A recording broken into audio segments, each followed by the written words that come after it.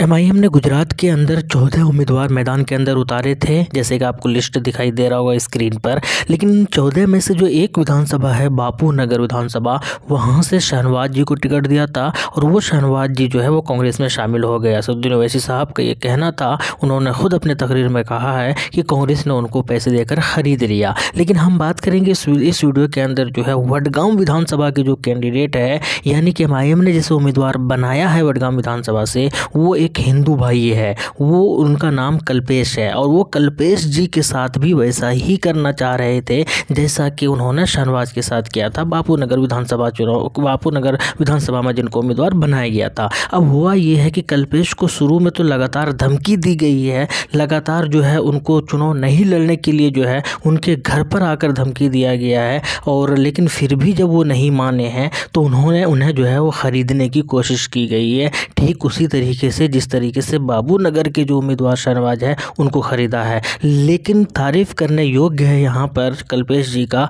कि उन्होंने लॉयल्टी जो दिखाई है एमआईएम के प्रति, और उन्होंने असदुद्दीन ओवैसी साहब के ऊपर जो भरोसा किया है और उन्होंने कहा है कि मुझे ख़रीदने की भी कोशिश की गई, मुझे जो है धमकी देकर चुनाव नहीं लड़ने का भी जो है पूरी कोशिश की गई विपक्षी के द्वारा। लेकिन जो है हम अपने ज़मीर का कभी सौदा नहीं कर सकते, कुछ पैसों के लिए या कुछ चीज़ों के लिए जो है हम कभी इस पार्टी को नहीं छोड़ सकते। इस पार्टी ने और असदुद्दीन ओवैसी साहब ने जो मकाम दिया है, जो इज़्ज़त दिया है, उनका हम हमेशा के लिए शुक्रगुजार रहेंगे। खैर, कुल मिलाकर यही है, ये एक चीज़ें हैं और ये तारीफ़ के योग्य है। सही माने में एक हिंदू भाई होकर एमआईएम को लेकर इतना ज़्यादा लॉयल्टी दिखा रहे हैं, शर्म आती है उन लोगों के लिए, या शर्म आनी चाहिए उन लोगों को जो शहनवाज जैसे लोग हैं जो बिक जा रहे हैं अपने चंद फ़ायदे के लिए या चंद थोड़े से जो है एक फ़ायदे के लिए जो है वो अपने आप को भेज देते हैं, अपने ज़मीर की जो है वो बोली लगा लेते हैं।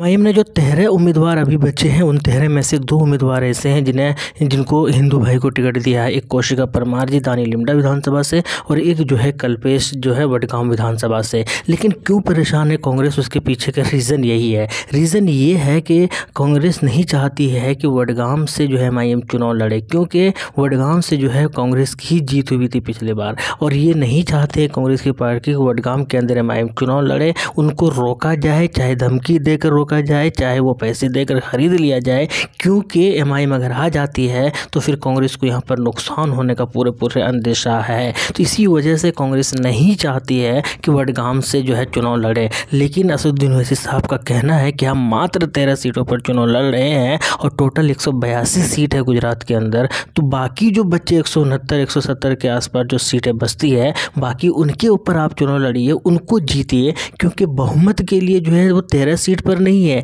ऐसा नहीं कि 13 सीट अगर कोई जीत जाती है कोई पार्टी तो बहुमत में सरकार बना लेगी, नहीं। 182 में से जो है जो हाफ आधे जीतेंगे, जो उनकी बहुमत होगी, उनकी सरकार होगी। तो बाकी जो बची सीटें हैं वहाँ पर आप चुनाव लड़िए, और अगर आपको लगता है कि हम 13 सीटों पर जो है ये कारगर साबित हो सकते हैं या किंग मेकर बन सकते हैं, या फिर आपके लिए वो 13 सीटें बहुत ज़्यादा इंपॉर्टेंट है, तो फिर आप ऐसा कीजिए कि गठबंधन में शामिल कर लीजिए और वो जो 13 सीटें या 14 सीटें हैं या 10 सीटें हैं या 7-8 सीटें हैं वो उनको दे दीजिए। लेकिन ऐसा नहीं करें, क्योंकि कांग्रेस नहीं चाहती है कि मुस्लिम का वोट जो है एमआईएम या किसी और पार्टी की तरफ जाए और मुस्लिम के लिए कोई सियासी रहनुमा जो है बनकर तैयार आ जाए मार्केट के अंदर या सियासी मैदान के अंदर। इसी वजह से काफ़ी ज़्यादा परेशान है। लेकिन एक बार फिर से मैं कहूँगा, सलाम है कल्पेश जी का, जिन्होंने अपने ज़मीर को नहीं बेचा, जिन्होंने अपनी लॉयल्टी जो है वो खुलकर दिखाया और उन्होंने कहा है कि हम किसी भी हाल में एमआईएम को नहीं छोड़ने वाले हैं। खैर, और आपका क्या कहना है कमेंट सेक्शन में बताइएगा। शुक्रिया, जय हिंद।